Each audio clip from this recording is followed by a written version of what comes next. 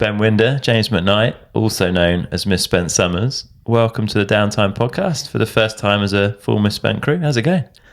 Great. Thank you very much for having us. Oh, no, you bought breakfast, so that's much appreciated. I can't get to the shop because I don't have any form of transport and it's too far away. So you've given me coffee and you fed me cereal. So bought our way into this you've with breakfast. bought your way in with kindness. It's worked. Well, yeah, so Misspent Summers. Let's just get a little bit of history first off. Just James, maybe just take us briefly through what is Misspent Summers and like how did it all come about. I mean, there is a podcast with you from 2 or 3 years ago if people want to get the full story, but yeah, just get a quick recap. Yeah, I think we did the podcast in 2020. It was during lockdown, I believe. Was it? Yep, I remember. Yeah. Well, we've been trying for a while, haven't we, to describe what Misspent Summers is in a few words, but it's quite hard. But I actually asked a friend recently, he said, oh, it's easy, it's a multimedia company. I was like, Okay, that sounds fancy. Sounds like quite professional. That is what we do. We do print and online stuff about mountain biking mainly. Yeah. Started in 2016. Yeah. Following the Downhill World Cup in a print volume, a yearbook. Did it sort of part-time for a few years, and then more recently it's become our job and we've got more people on board. Yeah. How do we describe what we do? I don't know. We're just big fans of mountain biking. We try and inspire people to ride bikes. Yeah. Sounds cheesy. And we try to record the history of the downhill enduro World Cups. Nice. Let's get a quick bit of background on both of you guys as well. Ben, maybe we'll start with you. Like, both of you, like, there's roots in Dirt magazine, right? Tell us just a little bit about like your path through the industry to where you are now. Well, I basically grew up inside the Dirt magazine office. Were you born there? Almost. I'm next door to it, yes. Sorry. That's all right. Yeah, I grew up and bikes were always part of, well, Dirt magazine was always part of my growing up, Yeah. my youth. Yeah. And then as I got a driving licence, I started doing stuff at Dirt magazine, Yeah. cleaning bikes, making tea, Nice. which slowly developed into doing some more photography, Okay. website bits, Yeah. and video. Was James working there at the time? Is that how you guys met, or? We did meet at Dirt magazine. Yeah. I was floating in and out, I think, Okay. for quite a while because I was living sort of in various places abroad. Yeah. Floating in and out of the office, I guess, and also just doing lots of stuff for the mag. And I think that's how we met on a photo shoot when Ben was actually about 12. Yeah, that was, yes. Awesome. And then you've been doing like photography ever since, Ben. And Yeah. For various teams and loads of projects kind of around the industry. Pretty much after Dirt magazine's demise, I then started to do more team filming. Yeah. And last year I did some team photography Yeah. for cross country. Yeah. So was it mostly photography, like more than the words side of things, more than the writing side for you? Yeah, Yeah. exactly. Yeah. That's always been my main interest, and studied photography at university. Yeah. And you're now based in Finale, yeah? Yeah, exactly. What led you there?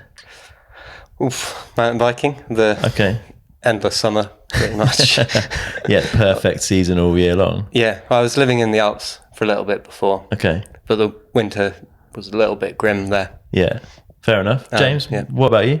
Bit of background? Well, I just thought I was going to say Ben sort of lived a little bit with Morgan and me.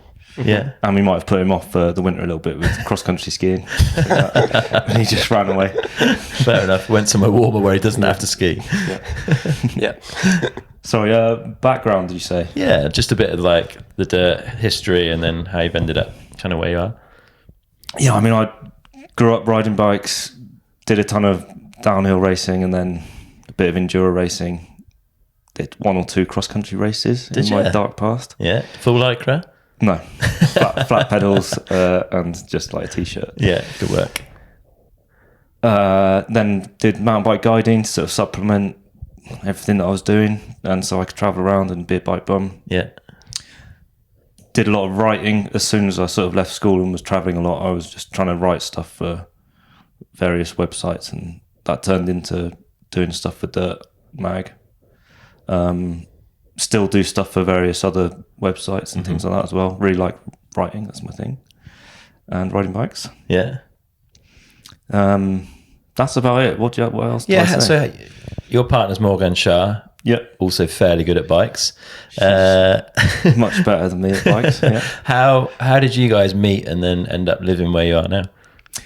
She actually dropped into the Dirt office when I was there once, and we kind of met then, but just sort of said hello, and then I ended up going on a road trip in France, met with her then, and rest history. So yeah, we've been together for 10 years-ish now. Yeah.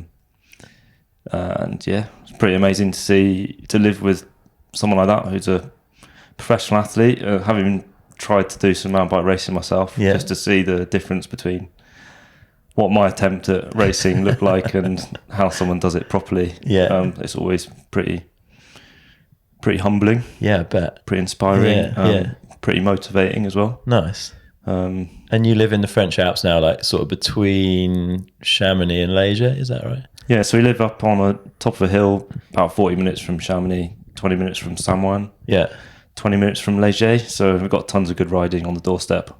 And yeah, tons of kind of natural, just hand-cut tracks in the woods. Yeah. With loads of altitude drop. Perfect. So yeah, it's pretty good. Yeah, good stuff. And so like you say, it started off with Hurly Burly, which is the downhill yearbook, and then it's kind of expanded over the years and got more and more out of hand. That followed up with World Stage Book, which is the enduro book. When was the first year of that? How long have you been doing that one now? Hurly Burly, so downhill yearbook book, the first one was in 2016, and the first enduro book was in 2017. Okay. Oh, so it's pretty quick coming behind. Yeah. It came straight along. So yeah, started off with Hurly Burly, didn't really have a clue how that would go. It went quite well. Yeah. Really well, like mind-blowingly well compared to what we expected. And then that sort of rolled into 2017. Suddenly then there were quite a few opportunities to do other projects like Death Grip Book, Escapee, which is a beautiful sort of photo project website that the Australian photographer Damien Breach started up, and we sort of then got really involved in, and we did these print projects for that, and we've been trying to continue the online side of that. We haven't quite managed that yet. So that rolled into all these different opportunities. But the staple along the way has been the downhill book and the enduro book. Yeah. And we've kind of been freestyling a little bit as we go, and we're sort of seeing what else works. But those, like I said, those have become the sort of basis of our company. Yeah. And now we're sort of stabilising and trying to build up other stuff around that people like. Cool. Yeah, so you did some slightly different stuff through that whole like COVID lockdown phase. Ben, tell us a bit about Spent, because that was a very different project, I guess, from like the yearbook stuff. Yeah, exactly. That's I guess it's everything we think is great about mountain biking outside of racing. That is. Yeah. And it's a super fun project to work on. Full of features about biking and building trails. Interviews with people that, outside of racing, pretty much. Yeah, definitely. It's like a totally different format, very thick, very small, kind of really interesting product to have on the bookshelf and to look through and read. And it felt like that was maybe like a one-off back then because of like all the chaos of the COVID year. But it's coming back, is that right? That is true, yes. Excellent. We're working on it as we speak. Yeah. Which is super exciting. Same format again. Yeah. Maybe a centimetre or two bigger. Okay. But yeah. Big scoop. Yeah. Big scoop. Spent might grow bigger. Do you think Spent might become part of like the annual process for you guys? Yeah. Yeah, definitely. Yeah. That's where we're heading with it, I think. I keep coming out with cheesy stuff, but it's sort of the fabric of what we are, isn't it? It sort of summarises where mountain biking's at, I guess, as a sport rather than just the racing side of things. Like, at least from our point of view, it's our vision of what mountain biking is and what we like in mountain biking. So it's a little bit freestyle, a little bit chaotic at times. That's our personal twist. I think we described it as a sort of, again, this sounds really terrible, but a sort of little compendium of mountain biking, I suppose. So I don't know what that means. just a load of stuff about bikes.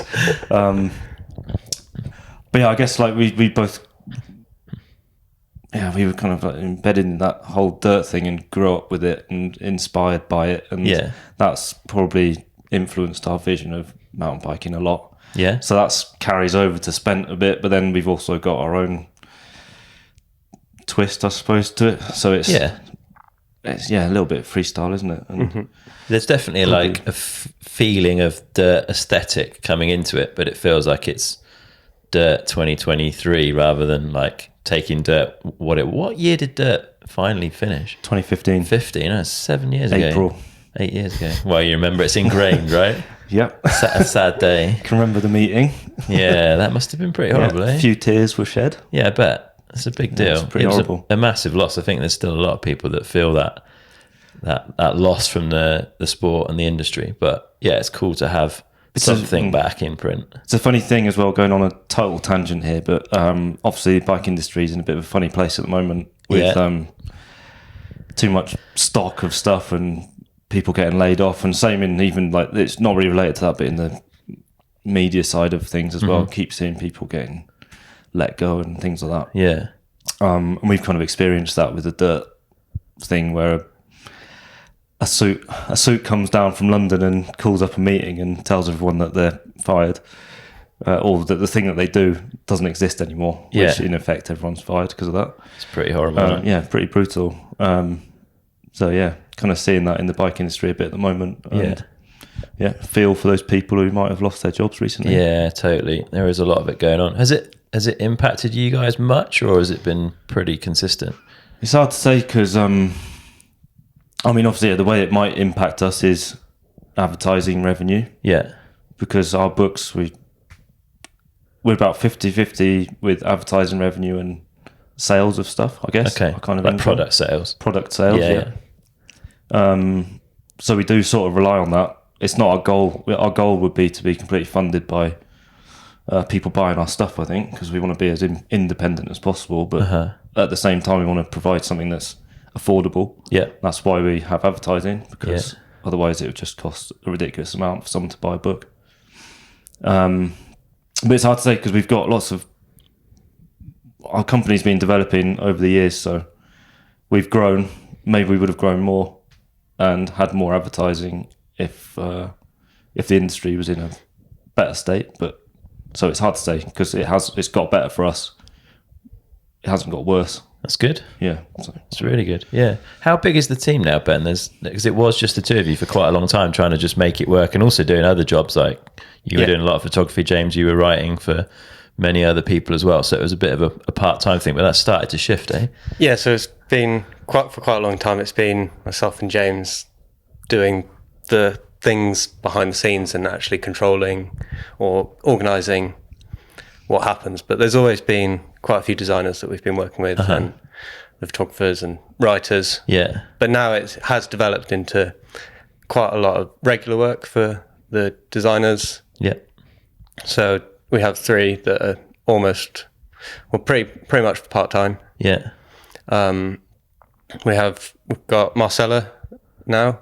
Yeah. Who you met recently. Yeah, yeah. She's helping us out with some editing and organising projects. Nice. Which is great. Yeah. We've got Theo as well. He's helping us with strategy and making our company a real thing. Sounds serious. Big words. Big words. Strategy. Yeah. Nice. Yeah. And he's just keeping us on track. Okay. Which is very helpful. Yeah. And also Archie. Yeah. Who's social mediaing and soon to be running the company, I think. He's the one, he's the up and comer. Yeah. Excellent. Marcella and Archie, between them, they'll be running it in no time. Yeah. They'll have done a buyout or something and moved you guys out. Yeah.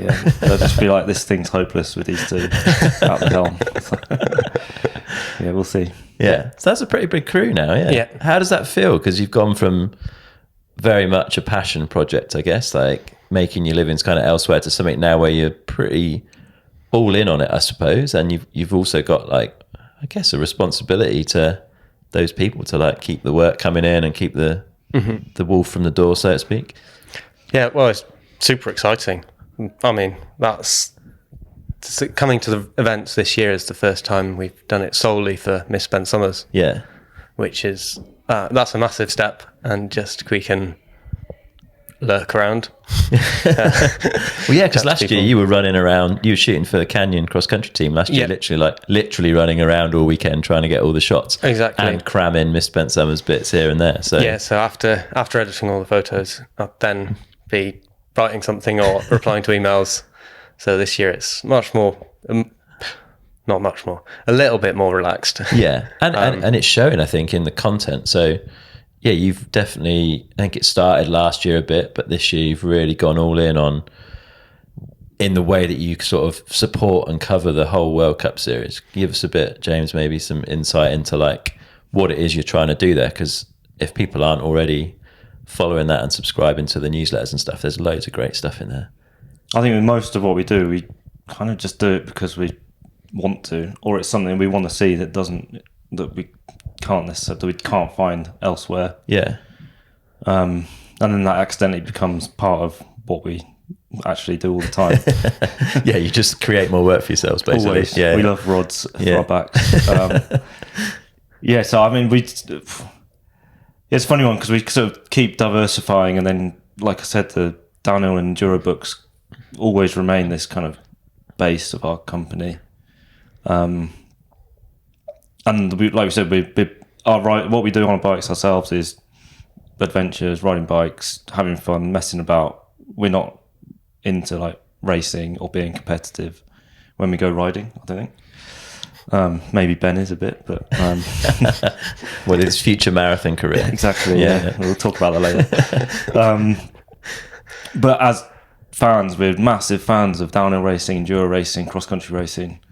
So the more we can do around that, the better, because we love covering it, and we also love the work that a lot of the photographers are doing here. So we love giving them hopefully a bit of a place to show off their work as well. Yeah, which kind of is really important, I think, these days, because most stuff gets scrolled past in like 0.1 of a second. Yeah. Yet the work's not getting any worse; it's probably getting better. Like, the imagery is incredible, and it's great that you guys provide a place for it to be seen properly, I guess. And the work that Sven, Boris and Seb do, who are kind of three of our, well, they're the key photographers that we work with, and they do way more work than we could ever pay them for.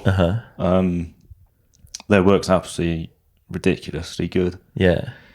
So yeah, we kind of try to create this place online as well to show off their work, because not everyone wants to buy a book. Some people just want to see stuff online. Yeah. Some people want a bit of both, and they want a bit more from us.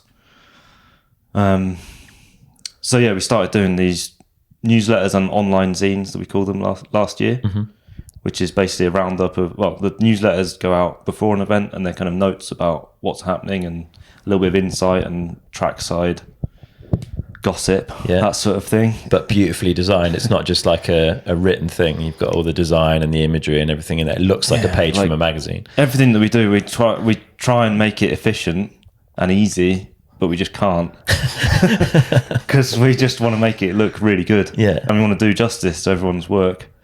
So we always want it to look beautiful, which means some design, which means that it's more difficult to put together than just whacking a load of stuff in a MailChimp template and sending out a newsletter. So, or whacking it on the website. So we do a couple of different things from these events now, and we keep changing it up a little bit and seeing what people like, seeing what we get good feedback from. Yeah. And now we've kind of settled into this rhythm of these notes, emails going out before the event, a few bits and bobs going out on social media during the event, which we'll come back to. They're done a little bit differently, hopefully, to what you might see elsewhere on social media. Yeah. And then we put out these reports on the website after the event, which are, like you said, instead of just photos and words, they're design photos and words. Yeah. So they look a little bit different. Take us absolutely ages to put together. Yeah, I bet. You can see the love that goes into it. Yeah, and I mean, sometimes we see the numbers, not as many people as we'd like look at them at the moment. Okay. But like we said, we can't So in effect, we could say, oh, we just need to make this efficient, do a quick job of it, and get it out to people. Yeah, it's not your style. But that's is not it? what we do. We want it to look beautiful. Yeah, And make the sport look cool as well, hopefully. yeah, Instead of just, like you said, just kind of these unloved things, chucking them out there. We want to do it justice. definitely. Seems to be working. You've got Sven, like his sort of post-race chats with the athletes as well. They're getting posted. Is that seems to be coming through social now? Yeah, through the Instagram stuff. Yeah, so that's sort of our social media side, is that Sven, again, who just loves the sport, he does it as a job, but if he wasn't doing it for a job, he'd still be out here Yeah, doing all the same things, because he absolutely loves it. So he does all these interviews with riders, in between taking photographs of basically everybody. yeah. His work rate's incredible. I don't know how he does it all, Yeah. and he manages still to get these interviews over to us. And he has a great relationship with all of the riders as well. He's been such a big part of the scene for so long, and a rider himself, and World Cup level competitor. That friendship, I think, comes across. Like, people are pretty open with him, and he gets the insight for sure. Yeah, we're so lucky. Sven and Anka, his wife, who both had completely, part of the fabric of definitely the gravity side of mountain biking. Yeah, That they're really sort of invested in our company as well. yeah, I don't think we could overstate how lucky we are that they actually do stuff for us, because they help drive everyone towards our company as well, and give us a bit of a better reputation. So that's cool. yeah. How's it been going, Ben, getting those things out? It must be a big amount of hours for you guys over the weekend. Like, how are you fitting it all in? We're trying.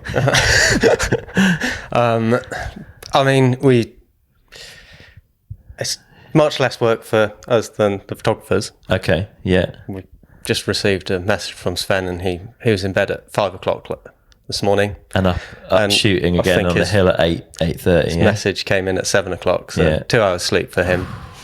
That was a huge day for them on the hill yesterday. The if you were shooting enduro, it didn't finish till podiums were like 9:30 last night. Then you got to go home, ingest all the files, do all your editing, get it everywhere that all the teams need it before you go to bed. Yeah. And then you're up on the hill for 8:30 practice. Yeah, exactly. So Fair play. they've got it much more difficult than we do. Uh-huh. We just sit at our computers and try and make it look pretty. Fair enough. But it's we've also got Archie helping out with getting the social media stuff Yeah. out there. So we've got a bit of a team and slowly figuring out a process for each of these Cool. and working out what takes us too long, Yeah. so that we can get it out quickly. You are getting it out like in a very timely manner, I would say. Where can people find all this stuff? So there's at Misspent Summers for the Instagram, Yeah. misspentsummers.com for all the website based stuff. How do they get onto the newsletter? Because that's worth doing, right? At the bottom of our website, misspentsummers.com. There's a sign up, is there? Yeah, sign up. Excellent. And then you get the notes newsletter Yeah. before every World Cup of this year. Just before. Look on your faces before, hopefully. If all goes well. Yeah. So sign up on there. Yeah. And we are also posting those on the website Okay. now. Very cool. Yeah, you can definitely see the level of your World Cup coverage this year has massively stepped up. So that time that you guys have been able to create by not doing other projects and being here is paying off, I think. One of the big differences as well, like having Marcella and Theo, Yeah. who are also working for us. So Marcella's taking care of the commissions and stuff like that for the books. So the books are, work being done at the moment. Whereas Yeah. normally we get sidetracked, like with an idea, like let's do a newsletter, and then that becomes, like I said, that becomes something that we do suddenly. Yeah. That's added to our workload. And sometimes we get carried away, and then we're at these events and we're doing stuff, or we're not, or even when we're not at them, sometimes we're doing stuff from afar Yeah. on the computers, and we'll be flat out, and a week suddenly gone by, Yeah. and the books haven't necessarily progressed anywhere, but they are the basis of our company.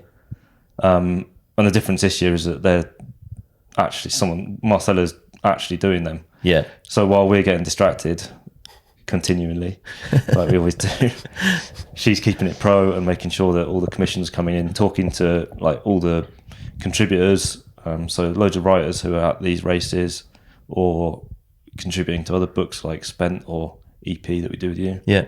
Making sure that we're still getting commissions coming in while we're out here doing stuff. That's it. So yeah, the books are going to come out much sooner after the season this year because they're already kind of after every round they're getting done and just added to, which is a very good idea. You guys are going to do like a bundle, like an early bird buy of the books this year. Is that right? Yes. Yes. Yes. This is That's going to commitment. happen. That's committed. It's on tape. Yeah, that is the goal, is to try and sell them throughout the season as pre-orders with a special edition T-shirt. Ah, Or nice. some other little bits, Some sort of incentive. Yeah. which hopefully will be launched within the next week or so. Okay, so by the time this comes out, it should be ready to go. And that'd be misspentsummers.com, I guess. Exactly. Yeah. That's cool. Nice Yep. Christmas presents as well for anyone. Well, they can be way before Christmas, right? When does it? Oh, mind you, the season ends in October, doesn't it? In the ski race in Monsanto. Yeah. Yeah. But yeah, so they'll be out a fair bit earlier than normal. Yeah. Because we usually get them out. I think we turn them around in a record time is what we normally do. Whereas this year we're doing them during the season so that we can just do a little bit of work at the end, and then go straight to print. And that's something that, like I said, Theo's, who's working for us, who's a friend of ours, who's much more intelligent than us. He's helping just actually plan stuff out. Yeah. And just have some targets. And one of the main things that he's been saying for ages is it just needs to be out as soon as the season ends, which for us sometimes, I mean, I guess it's kind of, sometimes there's awkward truths and like, You're like, I don't want to hear that, but you're right. yeah. So we have to accept that. And then that's turned into a plan. And like I said, with Marcella doing stuff, that's really helping. And the designers working on stuff during the summer as well. So that they don't suddenly have like a couple of months of just no sleep, basically. Yeah. Trying to put stuff together for these books. Makes everyone's lives better, right? Yeah, and hopefully then we can tell the story of the books as we're doing them as well, because I think it's pretty interesting what goes into these things. And most of the people who sort of follow our company probably interested in seeing what actually happens behind the scenes. Yeah. So it gives us a bit of a chance to talk about it while we're doing it, instead of just, again, getting to the end of the season, then suddenly having to do all the work, going completely offline for a couple of months, basically, no one hearing from us, and then suddenly putting the books out there. Yeah. We'll be able to actually talk about them a bit more. Yeah, show some of the creative process a bit and Yeah. that side. Because they're like, how long are these books now? 100 and odd pages, more than? 260 plus. Yeah. Yeah, they've just grown and grown over the years. Big pieces of work. Yeah, to the point where it's actually getting awkward with shipping, isn't it? Yeah. Yeah, shipping's tricky. Well, everything's gone up, right? And print costs have gone up, paper costs have gone up, like shipping costs have gone up. It's hard to keep, like you said, keep these things at a competitive price, which I guess is where the advertising comes in and helps out. Well, you asked about challenges earlier, yeah, and that's definitely one of them, is just that everything's not crept up in price, but shot up in price recently. Yeah. With paper cost, electricity, and staffing. So like for actually going to print, it's crazy how much more expensive it is now. So Hurly Burly has grown in page count. Yeah.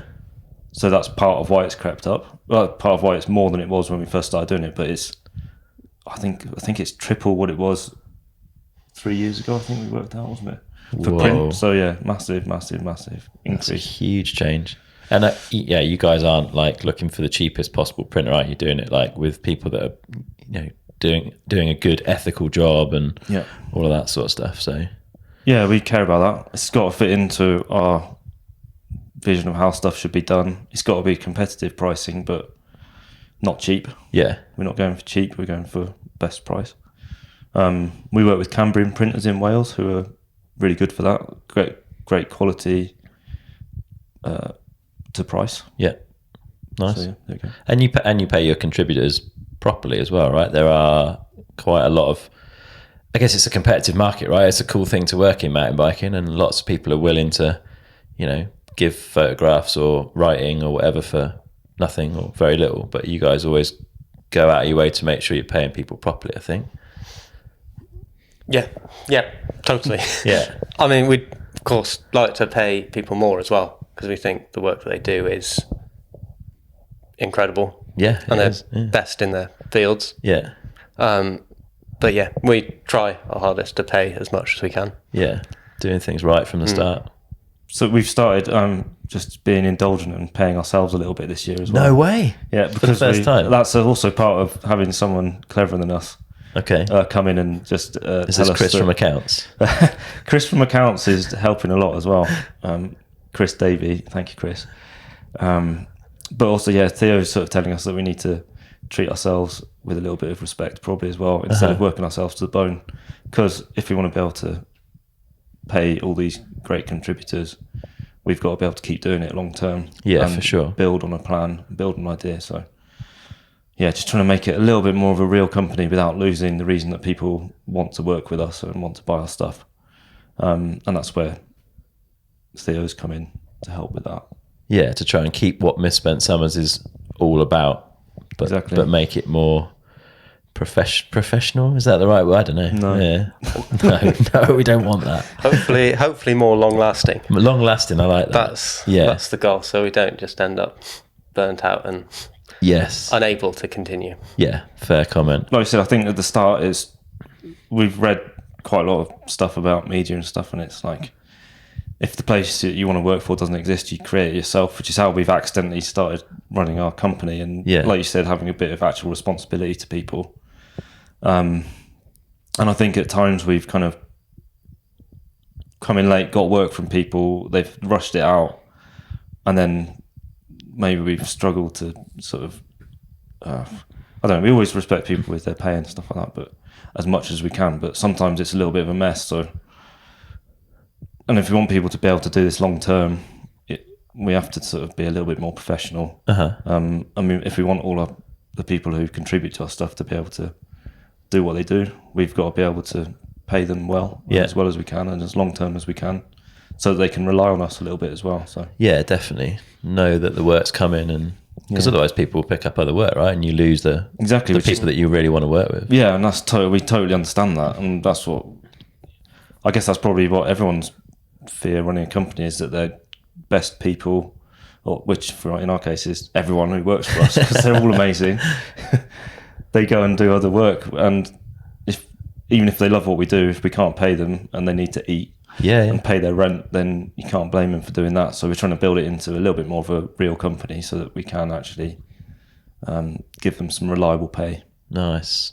It's good, man. I like it. I like where it's heading. You mentioned distractions earlier, and I provided one of those a few years ago by getting in touch and saying, ever thought about doing a magazine based on a podcast? Should we talk about EP? Yeah, go on then. Yeah. Well, yeah. I mean, I think I approached you with the concept because I knew you through the podcast. I don't think I'd met Ben at that point. Where did this all start, James? Give us some thoughts. Where did it start? Well, I mean, there's loads of incredible stories being told through your podcast, and we've always loved it and thought it's really hard. We hate saying best because there's loads of good work out there. There is loads, yeah. It's like probably our favourite podcast out there for mountain biking. Thank you. Probably. Well, you know, like I said, there's always... Right, stop the recording.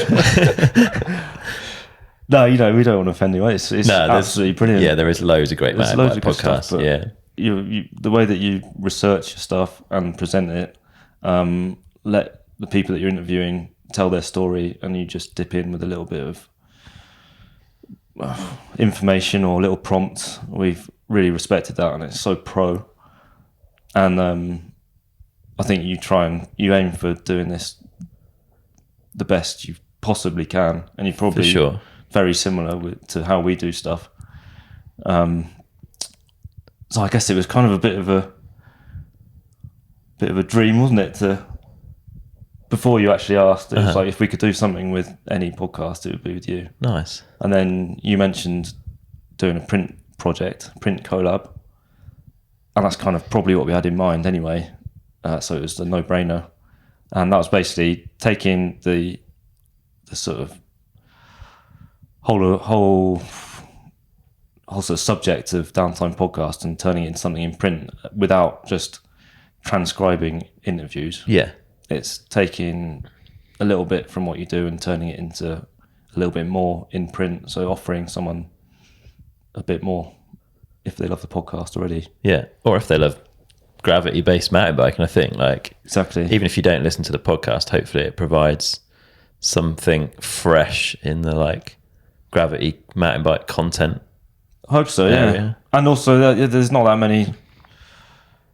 I mean, there's quite a lot of print magazines out there still. Yeah, A lot of them are kind of on the decline. You see the paper quality getting worse, the page count getting worse, the price is still going up. yeah, Number of adverts in there just filled with them, and you kind of think, oh, it's a hard buy, but that doesn't mean that people don't want print stuff regularly. yeah, I think our yearbooks are a different category because they kind of fall into the pure coffee table book. But we always wanted to do something a bit more regular to add in to that as well. I think with Downtime EP, which is what ended up being called, yeah, we thought that we might end up creating something bi-monthly, yeah. and then we're kind of like, okay, let's start with 2 a year. Yeah, let's bite off less than we can chew for starters. And it's turned out that's probably quite good, actually. Yeah. I think that's probably quite a good number for people because we get to put loads of time and effort into it. And it's somewhere between coffee table book and that sort of regular magazine. Yeah, And people seem to love it who get it. yeah, it's been popular so far, eh? Yeah, we'd love more people to get it, For sure. always. Yeah, We'd love more industry support, yeah, always. But that's our job to make it something that people want to buy into. yeah, So there we go. yeah. Ben, it's been a bit of a labour of love getting it all together, though, eh? Like, it took a while to get the format and get all the artwork and everything together, but it feels like we're getting into a bit of a swing with it now, I think. Yeah, definitely. We have our regular features now as well, which Yeah. we know what we're doing for those. It's James thinks the same. It's really enjoyable to work on this. Yeah, We can research some of the topics that you cover in the podcast and go in a bit more depth. yeah, definitely. We've got some great people involved in it as well, like Daisy from Ant Hill Films has been one of the people that's got on board with it and written some incredible articles on diversity, concussion, all sorts of stuff, which has been really cool. And it's ace to see this stuff in print. I think some of these bigger issues and topics that maybe aren't that glossy and easy to present, but getting a bit more coverage of that sort of stuff's been kind of cool, I think. Yeah, definitely. I mean, that's the other thing that's brilliant about it is that sort of feature wouldn't fit in with our regular yearbooks, hurdy-burdy, and we actually can give it quite a lot of space. Yeah, And it doesn't really fit in with many other people's Yeah. sort of offerings either. I think that's what is rewarding doing these things as well, is that hopefully it helps develop better photography, better writing, yeah. by giving them a place to put their work. Yeah, and it forwards the discussion as well, I think, on some of these issues and topics that are pretty important. And it's been cool. I think, I love doing the podcast. And I think, like you say, there's some amazing stories from all these different people. But like, an example for me is the Martin Whiteley interview that we featured 2 of the interviews from the last 6 months in each one in a format where we can add pictures and make it all look really, really nice. And it's so cool with the Martin Whiteley one to see all the images from back in the day, like global racing and like Minar and the Honda and all this kind of stuff. Like for me, yeah, picking up that and being able to see the podcast added to with all this cool imagery and stuff, just it feels awesome every time 3D. I pick it up. Yeah, 3D podcast. Yeah, amazing. But it's good. I know we've said this. We always felt that we love all the topics that you cover in the podcast, and to be able to build on those is an honour. So there we go. Thank you. It's been, and it's fun working with you guys, right? Like I do this on my own at the moment, and maybe one day I'll have a huge empire like you guys have got. But yeah, it's nice to actually work with other people, to be fair, because I sit on my own doing this, and it's real. I don't know how you found when it was just the 2 of you, but it's very easy to be I find it very easy to be overcritical of my work and to sort of get lost and wonder if I'm doing the right thing, and you kind of know where I'm going with it all. And so having that involvement with you guys and people that are like a good few steps ahead of me and sort of growing a business within the mountain bike world, it's been super nice for me to have that contact, I think, and like have friendly faces at races and stuff like that. And yeah, so it's been proper nice for me too. Yeah, you got to work with other people. Like, that's what we're lucky that Ben and I, great friends, and we managed to work together all the time. And our kind of ideas align, but then we're also not scared to challenge each other as well. Yeah. So I think, like, I always think that sometimes I try and rush stuff out, and then Ben says, that's not what we do. Or, that's not up to scratch. Yeah. And he's not scared of saying that, and that's really invaluable. Yeah, definitely. And then I go, oh, yeah, what was I thinking? That sort of thing. Yeah. And being able to just talk about the challenges of running a company with someone else is invaluable. Yeah. Good to stay motivated and realise you can get stuck in your own little world very easily. 100%. And sometimes just a second opinion. Yeah. And quite helpful. You guys you're in demand as well, right? There's a lot of brands within the industry that want something done in print, and you are the go-to guys for that now. Is it hard to say no? Because I'm guessing you can't say yes to every opportunity coming your way these days. Very hard to say no, yes. Because none of them are bad opportunities, right? Yeah. They all sound brilliant, and it's just, well, this is one thing that Theo has helped us with as well. Yeah. Is just saying, look, you've already got all of these things happening in the next 6 months, so you have to tell this person it'll happen at this point. Before we would have probably just said yes. Well, this is it. You need the money, like the business is growing, you're not paying yourself a salary at that point. It's hard. It's really hard to turn down income, yeah? Yeah, totally. And because they all just sound like exciting projects. We never think, Ben and I are terrible at thinking about money. We just think about what sounds like, great, we want to do that, and we want to create this thing.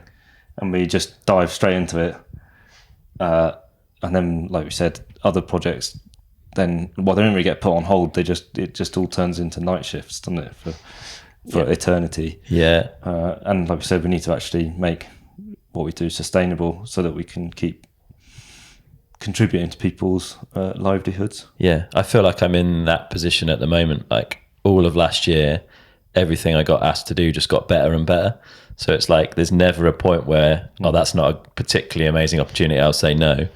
And then you get to the point where you're like, how does all this fit into my life anymore? Which is it's a good problem to have. But yeah, I feel like I'm definitely a couple of years behind you guys on that curve of a growing business, or hopefully growing business. Like I said, when brands come to you and say, we want you to do this, it's amazing and flattering and hard to say no. Yeah. But then we've also got these brilliant products already with EP, Hurly Burly and the World Stage. Yeah. Those sort of key products, and Spent that we're working on again. That we generally in the past, like we said, we've done all this massive amount of work, got them out on the market, and then we're completely knackered, or we're going back to other jobs. So we probably don't promote them as much as we should do, and sometimes it feels like we've done loads, and then we look back at a social media output or our newsletters, and we're like, oh, we only did one newsletter and 2 social media posts for the launch of our yearbook, for example. Like one of your biggest products, yeah. Exactly, and we've ourselves to the bone like doing this, and then we don't talk realise about afterwards that we've hardly done it. It feels like we've talked about it loads because we've been in this massive flurry and we've been speaking to customers on emails and stuff like that. So yeah, trying to slow it down, and we already do all the work for those books, and if we could just get more of them out there, yeah, then we could bring in more revenue. Yeah. Without doing twice the amount of work. Well, this is it, yeah. Which is what we're doing at the moment. Yeah, and then the business really starts to become sustainable, right? Exactly. Yeah. And I guess worth saying, we've just opened the subscriber area for Downtime subscribers. Thanks to everyone, to be fair, that supports Downtime EP. That really helps, and it's something we want to grow for sure. Ben, you've been behind the creation of the subs area. Just tell us a bit about that and the thinking behind it. Well, yeah, I mean, thank you everyone for EP subscribers. That's brilliant. We've all spoken about the subs area together, and it's been developed. I've just been on the computer tapping away, trying to make it work. So we've recently just launched, maybe a few days ago. It was the digital versions of each of the EPs, which is the first time we've created a digital version of our books. Yeah. We had a few people when we launched EP2 asking why there wasn't a digital version. Mm-hmm. And it's something we haven't really ever thought about because we've seen ourselves as print. Predominantly. Yeah. So we sort of asked ourselves a bit that question for a little while, and realised that actually maybe if you're on a flight or you're travelling, you don't want to take a book with you. So we thought we'd start to experiment a bit with the digital version. So now all EP subscribers get the back issues. Yeah.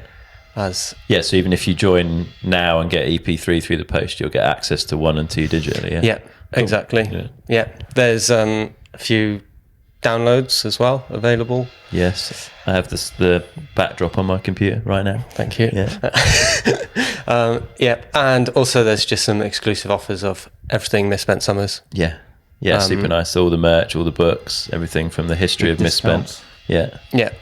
It's just giving a bit of extra value to people who have subscribed to EP, basically. Yeah, because it's a bit of work to build it, but actually it's something we can give quite easily. Yeah. And it's hopefully more valuable to the subscribers. Super nice. Love it. All right, let's talk a little bit about the state of the sport, I guess, and the racing side of things. So that's what all three of us follow with a fair amount of focus and passion. And you've been at the Lensheide round, Pietra round, and here in Leogang. And obviously Morgan's been out racing in the first 2 rounds in Tasmania. Massive change this year, hey? Like huge change from Red Bull supported to Warner Brothers Discovery. And to give fair dues to the people involved, a huge amount of work to get from picking up everything involved in a World Cup. Like if you're ever on site at a World Cup, just take some time to think about all of the logistics, the infrastructure, the setup, the organisation, everything that has to get done. I have zero idea how they do it. Not an easy task, to pick up and like.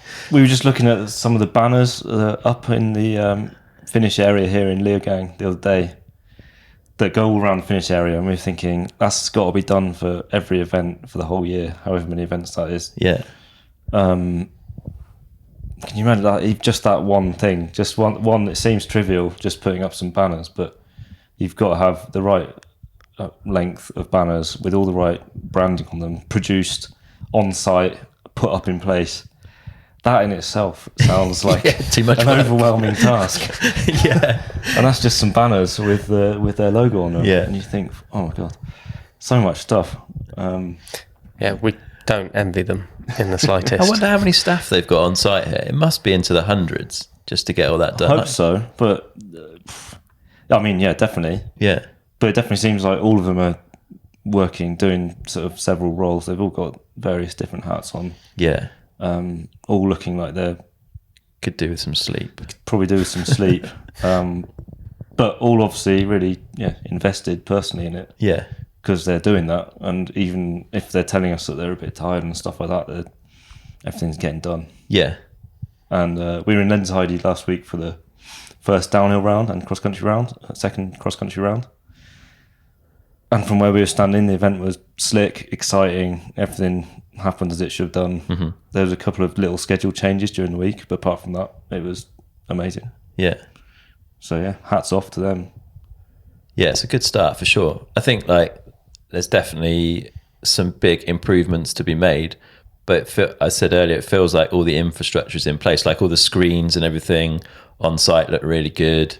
The finish arch for the cross country's got a screen all the way up the sides and across the top, and all the graphics and stuff are great, but it feels like so far anyway they've not been able to use all of that to its full potential. Do you think that's fair? Well, I mean, from I'm not a loaded question, Ben, but you're I think it was, like James said, I thought it was pretty slick whilst we were watching at the event. We didn't get to watch the live show, so not really sure how that how that looked at home. Maybe it was a bit hard to see the timing screen from where we were standing. Okay.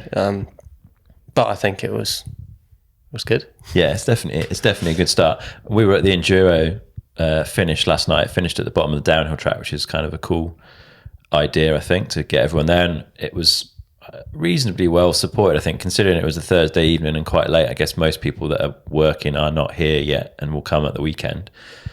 Thoughts on the enduro side of things? Like, it's cool bringing it in. It's been ace having everyone here, and like loads of the downhill riders were there last night watching, which was good. I think long term it's going to be absolutely mega. Maybe they've just got so much to deal with this week that it's a bit of a funny one, because it started late basically, so they could do the last stage on the downhill track. The last stage of the enduro had to be after junior downhill qualifying had finished, which meant they started really late, and it meant that it finished at 9 p.m. pretty much. Podiums finished after 9 p.m. You know, riders are tired and stuff like that, and it felt a little bit flat. I'm not forgotten about, but you know, it felt a little bit of a side event. But but at the same time, we were saying this morning that all the downhillers were out watching it, which was amazing. You got the best, like literally the top fives in the world are there. They've taken the time to stick around at the venue, and watch the end of the enduro. Considering it was so late, that was like fair play. Yeah, because they're all up pretty early in the morning, getting ready to go practice and qualifying. Qualifying today. So, and they took the time to hang around. And in the past, they would never have really seen the enduro event. Because they don't have time, obviously, to go out to EWSs in the past. All in all, pretty cool, I think. And it would be good. I think a lot of the EWS riders, EDR riders, sorry, the editors will be up on the hill today as well, like shouting for their downhill mates. And it's been the sort of community feel of the event I really like. And the cross country riders as well. Like, there's quite a few friendships across all of that, and it's nice, eh? Yeah, totally. And we were watching the cross country start, and it was quite festival vibes actually. When we bumped into you watching the cross country, and I went, so we'll head over to the enduro after. So I think that's great, and it's like it pulls all the sports together. As mountain biking. Definitely. And on site, like, I think the experience for fans is like really going to get notched up, because yesterday evening it was so cool, because you could watch under 23 short track, 2 races, literally like walk 2 minutes along the mountain, and you've got the enduro finishing, you've got all the world's top downhillers there, like, and it's so like, you go to a big motorsport event or whatever, you don't get anywhere near any of these people, but last night everyone was there. You could have walked up to any rider, had a chat, shared a drink, whatever. Like, it was super cool, eh? We were saying yesterday that it's hard for us to really judge it, because we're involved in the bike industry, so to really judge it even though we're massive fans, to really judge it from a fan's point of view is hard. But then trying to take yourself out of it and think, okay, if I was coming here purely as a fan, what would this be like? And it would be incredible, I think. Like you said, you can get into most of this for free, but even if you buy a day pass, or like you bought a day pass in Lenzerheide, you've just got stuff going on all day. It was exhausting. I bet. Well, so today you've got a spectator. You've got both the elite short tracks to watch. You've got downhill qualifying elites to watch. You've got the junior race to watch. That's packed. That's just a Friday, and then Saturday you've got semis, practice, racing. Like, on Thursday even, you've got the enduro going on. You've got junior qualifying, under 23 short track, cross country. Packed days. I think in Lenzerheide.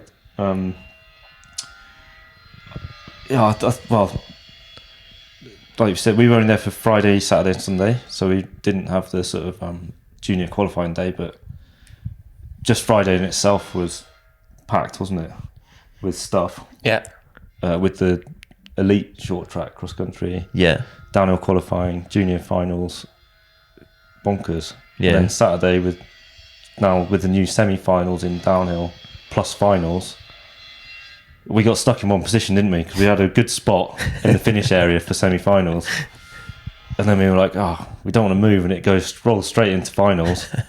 And in the end, we were standing there for about 6-7 hours, weren't we? Just constant stuff going on. It was wicked. Yeah, that is pretty special, isn't it? And I think like once the whole the organisation beds in and they know how it functions for them more, then I guess we'll start to see them have a bit more bandwidth and be able to use some of this infrastructure that's dotted around to like really even then increase the experience on site. And like the screens last night, it would have been nice to have seen a little bit of the last few turns in the woods of the EDR and be able to see a bit better like what's going on in the race and stuff. But it's there. It's just like I feel like they needed just a little bit more headroom and room to breathe to be able to like get that stuff added in. Yeah, it's a little bit hectic, I think, because it's all so new for them. Like obviously running these is all new.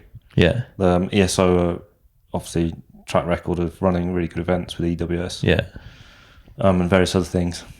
But still loads to learn. But it's pretty much flawless already. From a fan point of view at least. Yeah. And I'm sure they'll just keep improving. I think that's the thing we've been talking about as well. There's obviously two sides to the changes this year, and there's the organisation and the broadcast. Yeah. ESO, they're an event organiser, and that's, like I said, there's a couple of little things to iron out, like schedules being changed sort of late at nights, maybe a bit tricky for riders and media and teams. Yeah. But it's pretty small and it all works. It's all worked well. Yeah. And then the broadcast is kind of a different, we're seeing that as a different team, which is Warner Bros. Discovery. Yeah. Definitely a few things to iron out there by the sound of things. Yeah. But on the whole, seems pretty good already. Yeah, I think like from my perspective, and they might have already made these changes for this weekend, who knows? Obviously we haven't seen the live broadcast yet, but a few simple things like colour in the split time in green or red, maybe getting back to showing the split time comparisons that we had previously with Red Bull, of where they used to show the current leader and the last run, so you can see like where people gained or lost. Like just little things like that, I think that just add some insight into the broadcast will massively help. And I would assume they're not that hard to do. You just need someone that can program them and bring the graphics up. And wait, I'm making that sound way easier than it is probably, but ask, I don't know, ChatGPT to do it or something. But Gary will do it. When's ChatGPT going to start writing all the books though? It does already, yeah. That's why we're so relaxed nowadays. Just got AI running the whole show. Yeah. Have you thought about it though? Because it's pretty amazing what it can do. It's kind of scary, eh? But in all non-seriousness, like we call ourselves an old tech company usually because we just do like everything that we're not meant to, which is like doing print. You're against the grain. Like you said, being sort of trying to be considered in what we do instead of just pumping it out there. But this is a funny side story. Recently had a university student doing part of their uni project, wanting to sort of get a bit of insight into our company. Okay. They're a big mountain bike fan, know our books and stuff like that. And they're actually looking at us in terms of innovation. Okay. Which we found hilarious because we're just like, well, don't we just do the opposite of that? All the old stuff. Yeah. But actually we do, even though we do kind of old tech stuff, we always try and, sort of, I don't know how to say it. You're doing it in a modern way, though, right? Yeah. We're trying to be efficient. We're trying to be productive all the time. And anything that can help us with that without being naff, we'll definitely use. So, yeah. Yeah, watch this space for the future of AI. Yeah, I mean, I don't know about writing stuff because that would be a red card, I think. Doesn't feel right, does it? No, but just in terms of helping us be efficient, we do all our own website stuff, like running the website, building the website, so it can help us with that. For sure, yeah, it can write code pretty well these days. Yeah, and that's another great thing. Like that's the thing with people being able to do their own media and their own companies now. Like I think that's great. Like it just makes it a little bit easier for the smaller companies to compete with the bigger companies. Yeah, and we definitely fall into the microscopic company bracket. Yeah. So we'll do our best to make the most of make use of it. any tools we can get. Yeah, definitely. That's how I feel. Ben, tell us a bit about Finale Workspace, because this is like a fairly recent development in the Misspent Summers world. Yes, exactly. I don't really know how to describe it other than a vibey place to hang out, I hope. It's something that Chris from Accounts, he and Theo, we've created it all together. And so Chris from Accounts, Theo and Misspent Summers. Uh-huh. It's a co-work space, but also our HQ where we get together and bike ride and think, ponder. Nice. Get basketball. Drink tea. Yeah, drink tea. Yeah. Eat biscuits. But you can rent a desk, drop in. We've had a few people that have stayed for a month where they're kind of doing working holidays. Yeah. So they get the last lift up, do some biking. We always do like a lunchtime ride, stuff like that. Nice. And whereabouts in Finale are you? Pretty central? Or? We're between the old town and the beach. Okay. So it's a little bit quiet on a side street. Yeah. Which it's nice. Yeah. Close to all the trails. Yeah. So if people Google Finale Workspace, they'll find it. Yeah. So if you're going on a holiday / working trip. Yeah. If you need Finale, you need an excuse.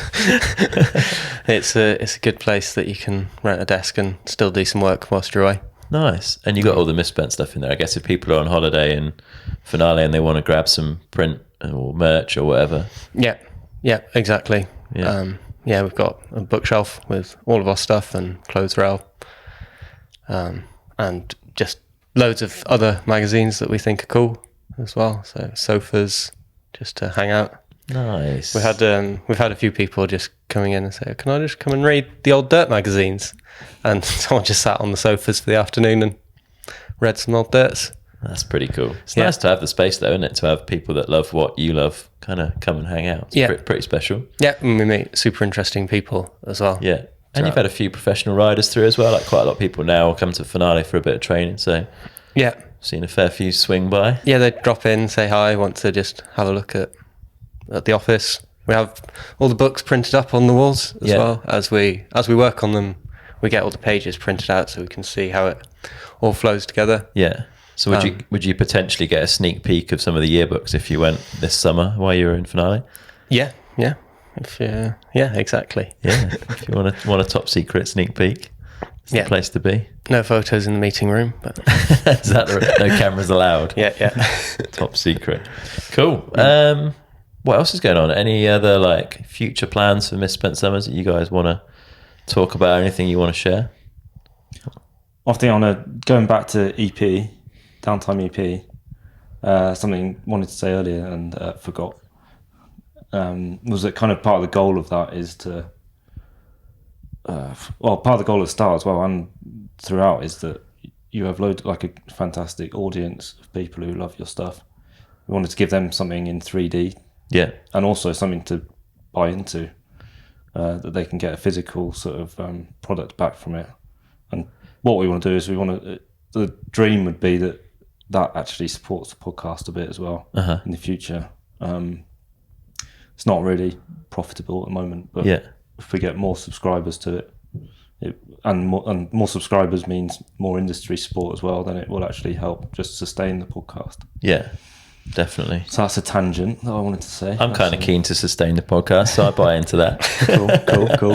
And like we said, creating something in print and physical products that people can buy, it means that you've got it at home and you can kind of tell your friends about it as well and show them a little bit what it's about. Yeah.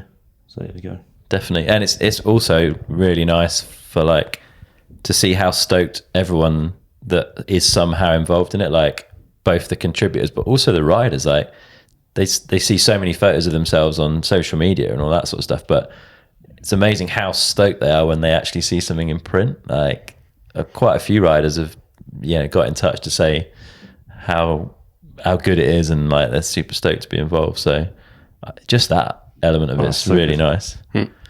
EP and all and our yearbooks as well. It's amazing that like sometimes we think, like we said, we keep saying we do old tech and we reference Dirt magazine quite a lot, and then we're like, actually, you know what? a lot of the new generation of top downhill World Cup racers might not have even heard of Dirt Magazine. Which is, that's funny. crazy, eh? But for instance, we sent some books to Jordan Williams this winter, and he wrote a really nice message thanking us for them. Loved them. Yeah. And you think, okay, actually, it's still relevant. Yeah, 100%. If it's done well, it's absolutely relevant. So that's cool. Yeah, good. In a good place. And it's ace to see, like, even in the small amount of time that I've known you guys and been involved to some extent in what you're doing, like seeing how much it's grown and the fact that it's facilitating you guys to take a wage and get more and more focused on this. Well, all right, a little bit, some pocket money. It's ace. I'm looking forward to seeing where it goes from here and watching it grow and thrive over the years, the many years that it was going to be going for. Let's just recap on where people can find all this stuff. So at Misspent Summers. On Instagram, at Misspent Summers. Yeah. Or they can go to misspentsummers.com. Mm-hmm. And the best thing you can possibly do is to sign up to the newsletter. Yeah. And we try not to spam you with anything. But we do send out notes, newsletters. We sometimes send out kind of just roundups of what's going on in our world and the part of mountain biking that we really like. Yeah. And we do a little bit of product news in there. That's the best way really for people to follow us, because go into your inbox, you can have a quick peek while you're pretending to work. That's it. And then also meeting us at events and just coming and saying hello is the best thing, or dropping into Finale Workspace if you're in Finale Ligure. Yeah. That's the best thing, really. That's the most rewarding for us, is to actually meet people and they know what we do. I mean, that's the mind-blowing part of it. It's cool, eh? Yeah. Very nice. All right. Ben, you want to add something? I was just going to say, also, any feedback on it's brilliant to hear from people, and we most definitely haven't thought of everything. Okay. So anyone that has any feedback, it's more than welcome. Is there a best place for them to direct that feedback? Like, what's the easiest for you? Either to myself or James on Instagram, or on the website, contact form. Oh, nice. Okay, cool. Reply to an email and we'll get it. Yeah, good stuff. All right, well, we should go and watch some people throwing themselves down hills on mountain bikes. It's a busy day here in Leogang, so we'll go and get amongst it. But yeah, thanks, guys. It's ace what you do. It adds a huge amount of richness to this sport that we all love. If people out there love mountain biking, which they're probably not listening to this if they don't, then definitely subscribe to the newsletter. It's a really cool piece of information, especially around the racing side of things, and then just to keep up to date with the product. So thanks for what you do, and let's go get involved. Thank you. Let's go scare ourselves watching people go way too far down a hill. Yeah, definitely. All right, cheers. Thank you very much, Chris. Thank you.